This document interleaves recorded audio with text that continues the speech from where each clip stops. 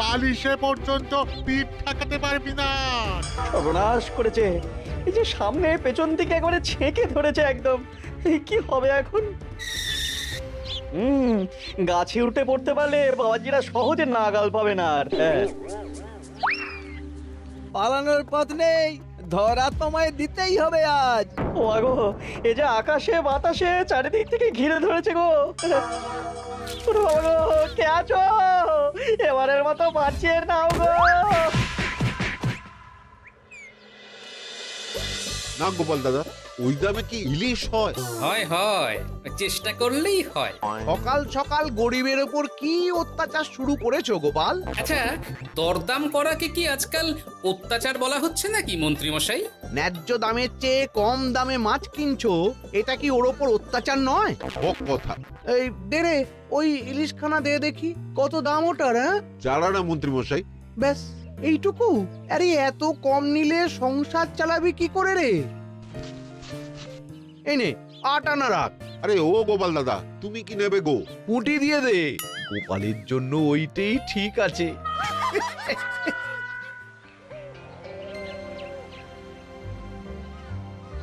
বাজার তো নয় যেন আগুন। দাও, একটু জল দাও দেখি, খেয়ে প্রাণটা জুড়াই। পুঁটি মাছ কিনতেই এই অবস্থা, ইলিশ মাছ কিনতে বললে তবে কি করবে গো? হ্যাঁ? ইলিশ! ও মা গো, ইলিশের কথা শুনেই যে বিষম খেলে গো। এই জল খাও, জল খাও, জল খাও।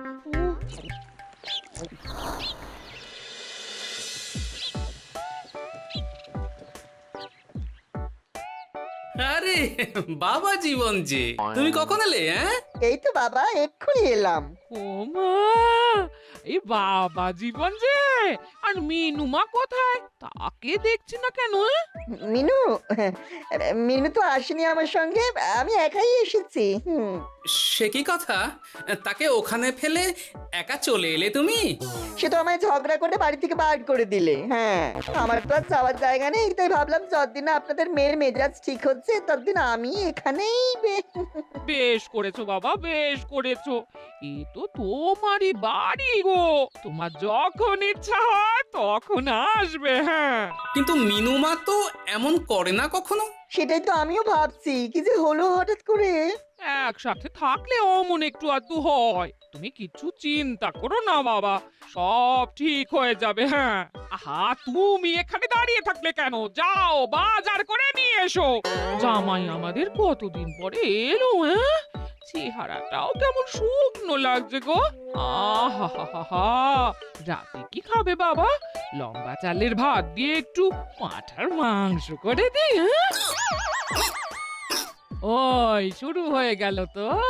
সে তুমি যতই বিষম খাও না কেন, জামাই আমাদের পাঁঠার মাংস খাবেই খাবে, আমি বলে দিলাম। হ্যাঁ,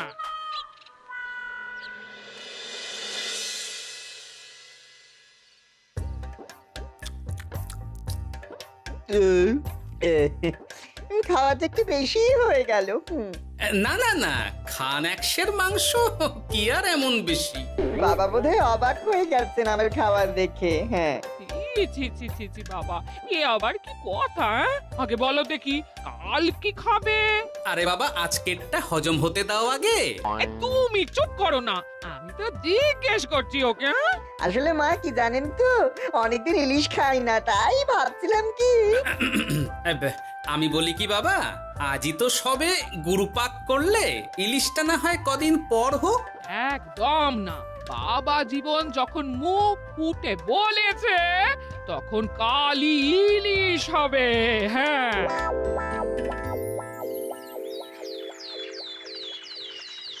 গেছে যখন যাক, বেশি ভেবে আর কি হবে। তার চেয়ে বরং গিন্নি যদি একটু তেল ঝাল দিয়ে কষিয়ে রান্না করে, অনেকদিন পর জমিয়ে ইলিশ খাওয়া যাবে। কি এত একা একা ভাবেন বলুন তো বাবা শ্বশুর? ও বাবা, তুমি আবার উদয় হলে কোত্থেকে? শ্বশুর বাড়ি এসেছি বলে কি খালি হাতে বসে থাকবো নাকি? এই একটু বাজার করে নিয়ে এলাম তাই। বাহ বাহ বাহ বাহ বাহ বাহ, কি বাজার করলে শুনি? তেমন কিছু না, ওই একটু চুনো মাছ আর কুমড়ো শাক। হ্যাঁ,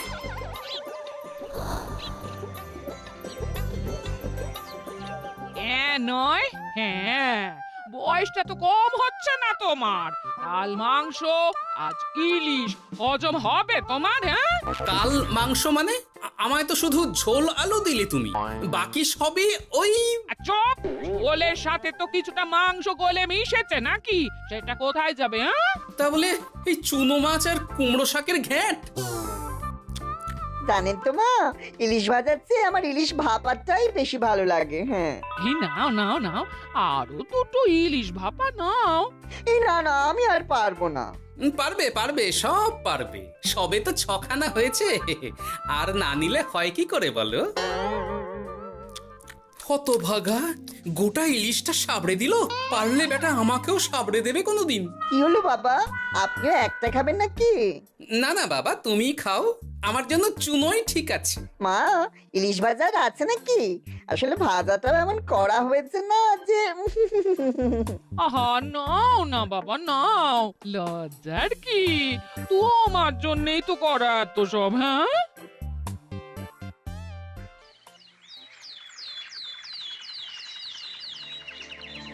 উফ, এই কতদিন পর একটু ভালো মন্দ খেয়ে গায়ে একটু গতি লেগেছে আবার। খিদেটা আরো বাড়াতে হবে। যত খিদে বাড়াবে তত পেট ভরবে, আর যত পেট ভরবে তত শরীর ফুলবে।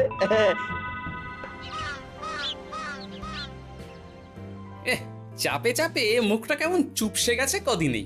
এই যে বলি, ওই হাঁড়ির মতো মুখটা দেখার জন্য অত সময় নিলে বাজারটা কি করবে শুনি? হ্যাঁ, তোমাদের চাপে আমার হাঁড়ি তো এবার ঘটি হয়ে যাবে। তাতে লাভ বই, ক্ষতি হবে না কিছু।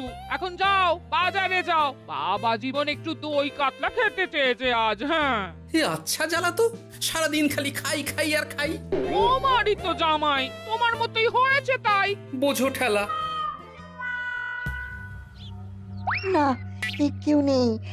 এই বেলা চুপি চুপি মাথাটা একটু ভিজিয়ে নিতে হবে ভালো করে। উফ, কি কুটকুটানি। রে বাপরে বাপ, গোপালের জামাইয়ের একই কীর্তি। দই খাবো দিয়ে চিনি। এই যে বাবা জীবন, তোমার চুলের একই দশা হয়েছে। হ্যাঁ, এই মাটি করেছে রে। মাটির আর কি দেখলে বাবা জীবন?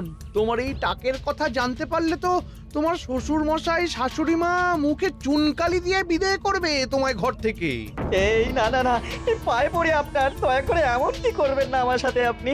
ও বাবা, গলার স্বরও বদলে গেছে দেখছি। ইস, ঘেটে গেল সব। এখন ঘাটেনি, তবে সত্যি কথাটা না বললে আমি ঘাটিয়ে দেব সব। বলবো বলবো, সব সত্যি কথা বলবো, আমি সব সত্যি কথা বলবো। তবে দয়া করে আপনি কাউকে কিছু জানাবেন না। বলো তাহলে। আসলে আমার যমজ ভাই গোপালের জামাই, হ্যাঁ, আমার ভাইয়ের গলা একটু পাতলা, তাই ভাইয়ের শ্বশুরকে ঠকানোর জন্য আমিও ওরকম ভাবে কথা বলছি, আর ভাই শ্বশুর বাড়িতে গ্যাট হয়ে বসেছি।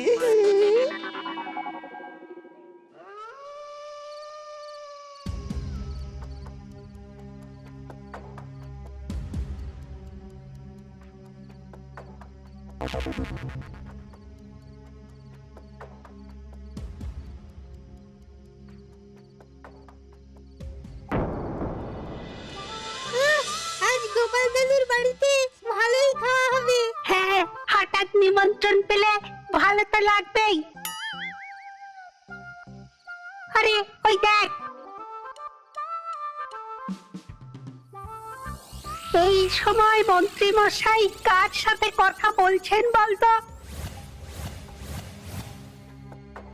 একবার যদি বুঝিয়ে সুঝিয়ে ওর ওই জমিখানা আর যা কিছু সম্পত্তি আছে এসব হাসিল করে নিতে পারিস, তাহলেই ব্যাস। আরে এ তো আমাদের জামাই বাবু। এ যদি সত্যি সম্ভব হয় মন্ত্রী মশাই, তাহলে অর্ধেক সম্পত্তি আমি আপনার পায়ের প্রণামী দেবো, কথা দিচ্ছি। গোপাল বাবা, এবার তোমার কি দশা হয় খালি দেখো। এই কথাগুলো গোপাল দাদুকে এক্ষুনি বলতে হবে। চল। এই কে কে কে ওখানে? কে? শিয়াল হবে হয়তো। শেয়াল? তুমি দেখলে শেয়াল ছিল? শিয়াল ছাড়া আর কি বা হবে। ও, এই ব্যাপার। তাহলে তো একটু সাবধান থাকতে হয়।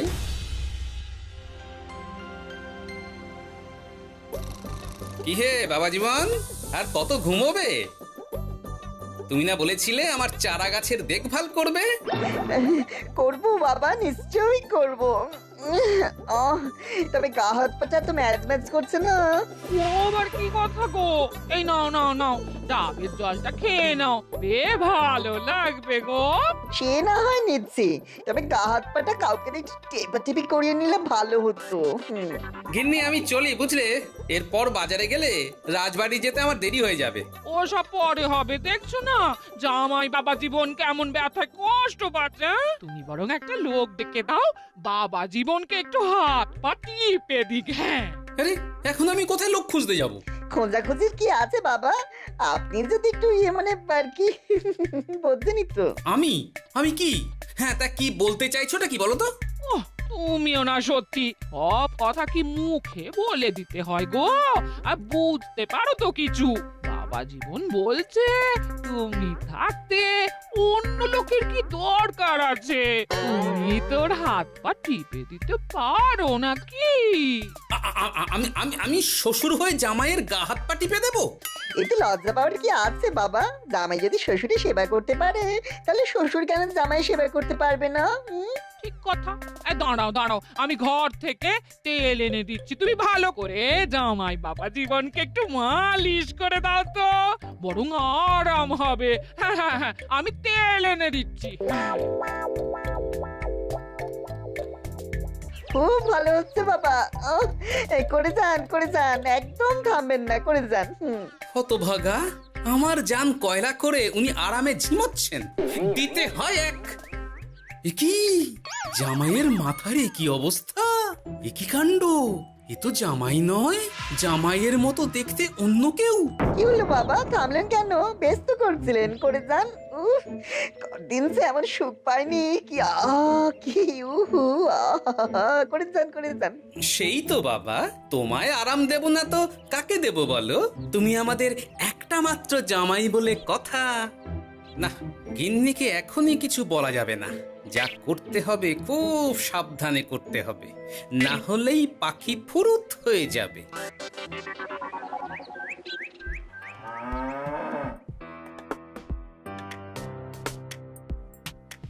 কি বাবা, তুমি এত সকালে? কিছু হয়েছে নাকি? এই তো জামাই, আমি বুঝতেই পেরেছি ওদিকে কোনো একটা ঘোট আছে। শোনো, তোমাকে এখন আমার সাথে কৃষ্ণনগর যেতে হবে, তবে ওখানে গিয়েও কিছুক্ষণ গা ঢাকা দিয়েই থাকতে হবে, সঠিক সময়ে বেরিয়ে আসবে।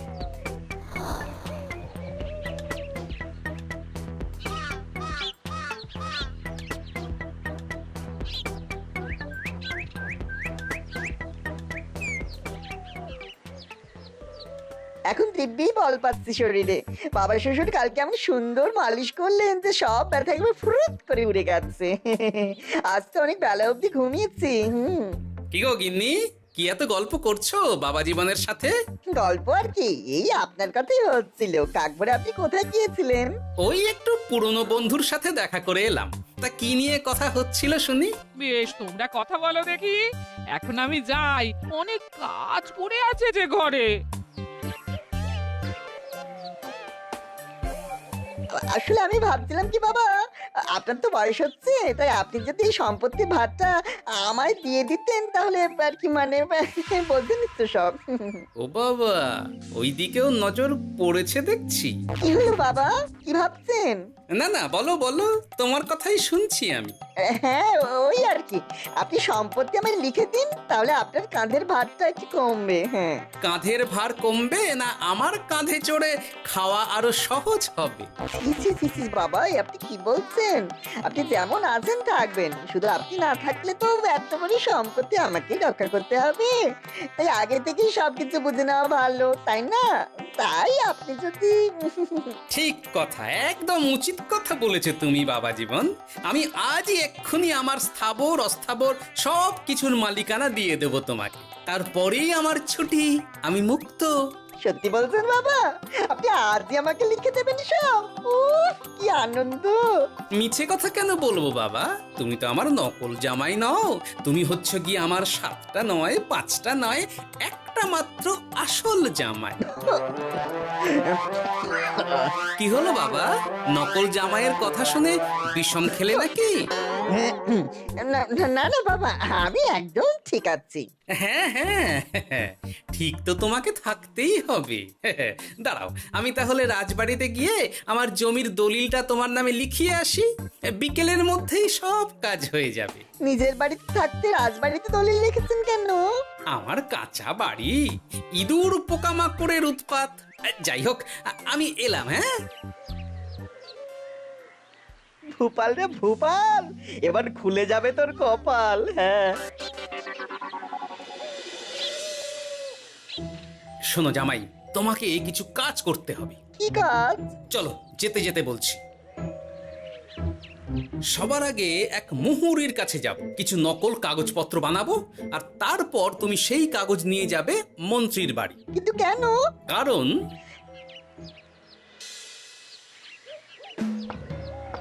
মন্ত্রী মশাই বাড়ি আছেন নাকি? এই দেখুন কি এনেছি আপনার জন্য। এই সময়ে কি ব্যাপার? আর তুমি সরু গলায় কথা বলছো কেন? বলা তো যায় না, কি কান পেতে কি শুনছেন? যাই হোক, এই দেখুন কাজ হয়ে গেছে। কি এসব? বাবা শ্বশুরের সম্পত্তির কাগজ।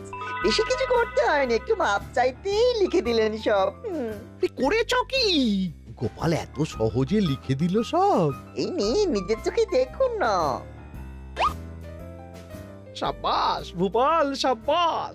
এতদিনে বেটা গোপালকে বাগে পেয়েছি। কিন্তু সম্পত্তিটা তো আমার ভাইয়ের নামে লিখে নিলাম।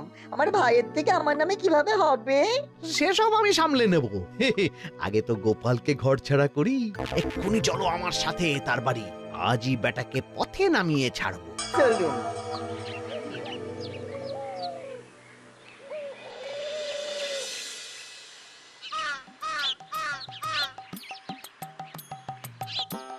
কি হলো বাবা শ্বশুর, গেলেন কই? এই তো বাবা, চলে এসেছি। আমার নামে দানপত্র? সব প্রস্তুত, এক্ষুনি চলে আসবে। আচ্ছা, পুরো সম্পত্তিটা ওকে লিখে দেওয়া কি ঠিক হবে গো? কিছুটা না হয় আমাদের মিনুর নামেও লিখে দিলে। আর আমাদের তো একটা ছেলেও আছে নাকি? ওর কথা কি তুমি ভুলে গেলে নাকি? আপনি মিছি মিছি এসব ভাবছেন মা? আমার নামে সম্পত্তি মানে কি শুধু আমি ভোগ করবো নাকি? আমি তো এসব করছি যাতে শুধু দেখভাল করতে পারি, তাই। তবে মিছি মিছি চিন্তা করো না গিন্নি, জামাই আমাদের বুঝদার ছেলে, একা হাতে সব বুঝে নেবে। তুমি যখন বলছো তবে তাই হোক। এত কিছু করলাম, এই আনন্দে তুমি তোমার শাশুড়ি মাকে একটা প্রণাম করে নাও দেখি।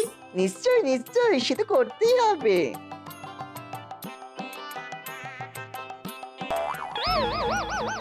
ওমা গো, এত বড় টাক এলো কোত্থেকে? এই, আপনি কি করলেন বাবা শ্বশুর? চুপ! এই তো সঠিক সময়ে মন্ত্রী মশাই এসে গেছেন দেখছি। আসতে তো হতোই গোপাল। সম্পত্তি লিখে দিয়ে তুমি এখন বাড়ি ছাড়তে চাইছো না, তা তো হবে না। তোমার জামাই আমার কাছে নালিশ করেছে। আমি আসল মন্ত্রী মশাই, ওই দেখুন আপনার পেয়ারের নকল জামাই। হ্যাঁ, এই ছেড়েছে আসল নকল একসাথে। ভাই তুই? অবাক হলে বাবা জীবন? এ কি, এটা আমাদের জামাই হলে ওটাকে? আমি আপনাদের আসল জামাই শাশুড়ি মা। ও আমার যমজ ভাই ভূপাল। চুরি করার অপরাধে বছর 10 আগে আমাদের গা থেকে তাড়িয়ে দিয়েছিল ওকে। লজ্জাতে সে কথা আমি বিয়ের সময় জানাতে পারিনি আপনাদের। আমি আজ ভোরেই মিনুর বাড়ি গিয়ে জানতে পেরেছি সব। তার আগেই যদিও এই বেটাকে আমি ধরে ফেলেছিলাম, কিন্তু হাতে নাতে প্রমাণ না পেলে তো তুমি বিশ্বাস করবে না আমার কথা। তাই এত সব কাণ্ড। দাদা কদিন আগে বাড়ি ফিরে আমার ভাইকে সম্পত্তি দাবি করছিল। সেই নিয়ে আমাদের মধ্যে গোলমাল হয় তো। আর তখনই বেটা নকল জামাই সেজে হাজির হয় আমাদের এখানে, সাথে জোটে মন্ত্রী মশাই। কি বলছো? কি এসব? আমি তো কিছুই বুঝতে পারছি না। না বোঝার তো কিছু নেই মন্ত্রী মশাই। নকল জামাইকে দিয়ে আসল দলিল হাতিয়ে নেওয়াও তো আপনারই পরিকল্পনা ছিল। এখন ধরা পড়ে গেছেন বলে বুঝতে কষ্ট হচ্ছে বুঝি? মুখ সামলে কথা বলো গোপাল। তোমার কাছে কি প্রমাণ আছে যে আমি ওকে সম্পত্তির দলিল নিতে পাঠিয়েছিলাম? প্রমাণ আমরাই সেদিন ঝোপের আড়াল থেকে দেখেছিলাম সব। তুমি কাকুটাকে বলছো গোপাল দাদুর সম্পত্তি হাসিল করে নিতে। আর ওই কাকুটাও বলেছিল সম্পত্তি পেলে তার অর্ধেক ভাগ তোমাকে দেবে। ভুল হয়ে গেছে গোপাল। তুমি আমায় ক্ষমা করে দাও গোপাল, এসব কথা মহারাজের কানে উঠলে রক্ষে থাকবে না আর আমার। ভুল যখন করেছেন তখন সাজা তো আপনাকে পেতেই হবে। এরকম করে না গোপাল, লক্ষ্মী গোপাল, সোনা গোপাল আমার। আমি আমি আমি তোমায় পদ্মার ইলিশ মাছ খাওয়াবো। হ্যাঁ, দয়া করে তুমি মহারাজকে কিছু বলো না। পদ্মার ইলিশ? মলদ, নকল জামাইকে খাইয়েই তো শেষ হয়ে গেছে সব। বলি আসল জামাইকে কি খাওয়াবে ভেবে দেখেছো? পদ্মার ইলিশ এলে সেই ইলিশ খাবে আমাদের আসল জামাই। কি বলো নেপাল বাবা জীবন? যেমন আপনাদের ইচ্ছে মা। না, নেপাল ভূপালের জ্বালায় ওই চুনোই লেখা আছে আমার কপালে।